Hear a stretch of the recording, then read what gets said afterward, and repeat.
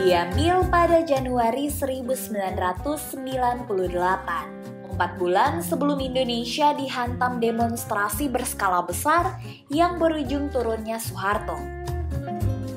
Kita mengenalnya sebagai reformasi.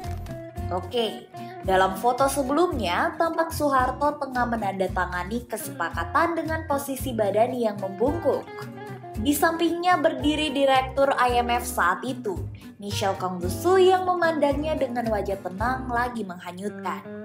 Ya, foto ini disebut bersejarah lantaran menandai ketidakberdayaan Soeharto menghadapi krisis ekonomi moneter. Pemerintahan Soeharto sepakat menerima dana talangan untuk menyelamatkan perekonomian Indonesia dari krisis. Wajah Bopeng Orde Baru pun terbongkar. Akumulasi dari krisis demi krisis yang datang menghajar. Bopeng itu termasuk cara Soeharto memupuk kekayaan demi kepentingannya sendiri dan kroni-kroninya.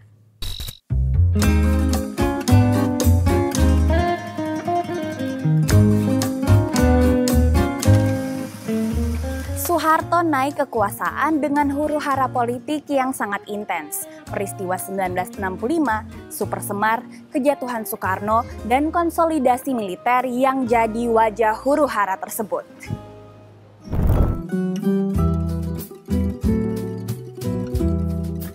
Pembangunan dan pertumbuhan ekonomi jadi kata kunci ketika Soeharto menjadi orang nomor 1 di Republik ini.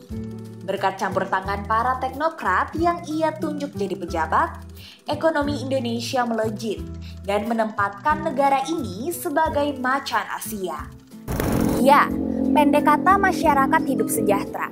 Tapi apa yang ada di permukaan gak bisa secara utuh menggambarkan bagaimana roda pemerintahan Orde Baru dijalankan. Di balik capaian ekonomi yang mengesankan, tumbuh borok-borok rezim yang mengakar kuat dan bergerak sistematis. Korupsi, kolusi, dan nepotisme. Kira-kira begitu sebutannya. Soeharto menjalankan negara seperti korporasi. Ia memanfaatkan kontrol penuh atas negara demi melancarkan kepentingan, bisnis, serta pengaruhnya.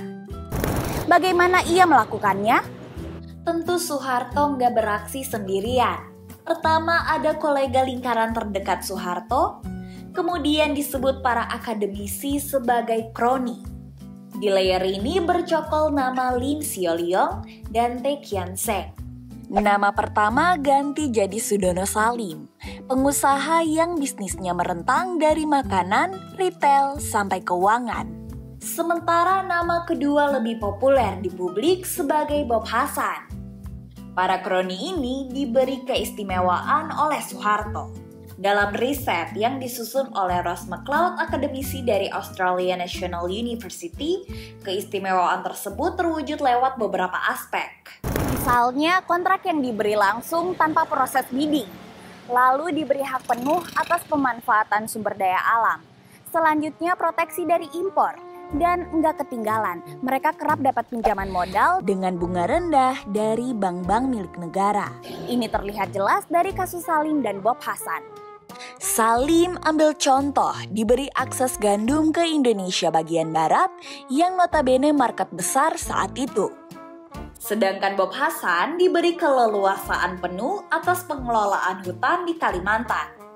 Karena memonopoli akses ke sumber daya yang menyangkut hajat orang banyak, Soeharto dengan leluasa dapat mengotak-atik sumber pemasukan. Sebagian masuk ke kas negara.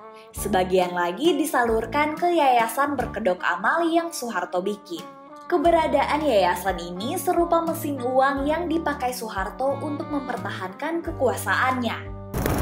Riset yang disusun oleh George Aditjondro, sosiolog yang berfokus pada Orde Baru, menyebut bahwa selama Soeharto berkuasa ada ratusan yayasan yang ia fasilitasi pendiriannya. Ratusan yayasan ini kemudian jadi sumber duit untuk kroni dan anak-anak Soeharto dalam membuka bisnis.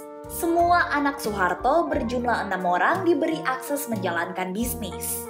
Sebagian modal untuk mereka diambil dari yayasan yang sudah ada. Anak pertama Soeharto, Sigit contohnya, diberi bisnis pengangkutan hewan sampai lintas pulau. Anak kedua, Siti Hardijanti Rukmana, dikenal sebagai Tutun, mendapat proyek pembangunan jalan tol di sejumlah negara Asia Tenggara. Kemudian Bambang Prihatmojo dapat proyek pembangunan pasokan air dan pembangkit listrik di Filipina, Indonesia, sampai Cina. Gak ketinggalan, Tommy Soeharto, anak terakhir juga dibukakan pintu untuk berbisnis dengan memanfaatkan kuasa bapaknya lewat produksi mobil Timor. George menambahkan bahwa 3 yayasan Soeharto, Dakap, Super Semar, dan Darmais memiliki saham di 27 perusahaan. Bila dirinci lagi, ada 140 perusahaan yang dikuasai 3 yayasan itu lewat PT Nusamba. Berapa taksiran kekayaannya? Ya, 5 miliar USD. Pola semacam ini bukanlah hal baru bagi Soeharto.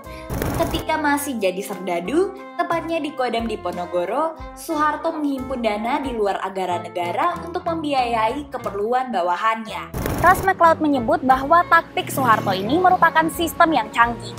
Transparency International menyebut Soeharto mengerupsi sekitar 15-35 miliar USD dari apa yang sudah dilakukannya selama 32 tahun berkuasa. Estimasi itu menjadikannya sebagai pemimpin dunia paling korup, mengalahkan Ferdinand Marcos, Sani Abacha, Jean-Claude Duvalier, hingga Mobutu Sese Seko. Setelah ia tumbang 1998, Kejaksaan Agung memulai penyelidikannya dan secara resmi mendakwanya atas penggelapan dana sebesar 571 juta USD dari 7 yayasan yang ia pimpin. Gak cuma Soeharto, kroninya pun turut dikejar. Bob Hasan misalnya, ia divonis 2 tahun penjara oleh pengadilan atas kasus korupsi pemetaan hutan senilai 2,4 triliun rupiah. Hukuman itu sempat ditingkatkan jadi 8 tahun. Bob sendiri pada akhirnya bebas 2004 setelah 3 kali terima remisi. Balik lagi ke Soeharto. Pada 2007, Kejaksaan Agung menggugat Soeharto secara perdata atas korupsi yang dilakukan lewat yayasan-yayasannya. Oleh berbagai putusan pengadilan termasuk MA, Soeharto dan yayasannya terbukti bersalah. Pihak Soeharto diminta mengembalikan 4,4 triliun rupiah ke negara. Soeharto dinilai telah mengalirkan sejumlah dana dari yayasan ke para kroninya. Atas perbuatannya, ia sempat jadi tahanan kota. Usaha menuntut Soeharto sempat terganjal lantaran pada 2008 ia meninggal dunia. Meski begitu, tanggung jawab diberikan kepada pihak keluarga dan ahli warisnya. Pada 2015, MA mengabulkan PK jaksa atas kasus Yayasan Soeharto. Ini artinya mereka tetap diwajibkan ganti rugi senilai 4,4 triliun rupiah ke kas negara.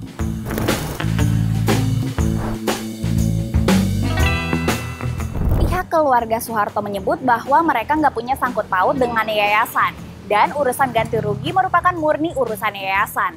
Tapi upaya penyitaan aset-aset Soeharto dan juga keluarga masih terus dilakukan. Sejauh ini pemerintah sudah menyita aset berupa gedung, villa, TMI, hingga rekening. Ya, jalan untuk mengembalikan apa yang sudah dicuri oleh mantan penguasa terlama di Indonesia itu memang masih panjang.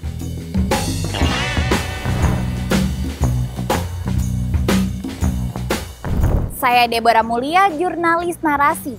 Ini laporan pertama kami di Narasi Explain seri Old Money. Di laporan ini kami akan membahas sepak terjang dari Orde Baru, Soeharto, dan kekayaan di dalamnya. Saksikan episode selanjutnya di YouTube Narasi Newsroom.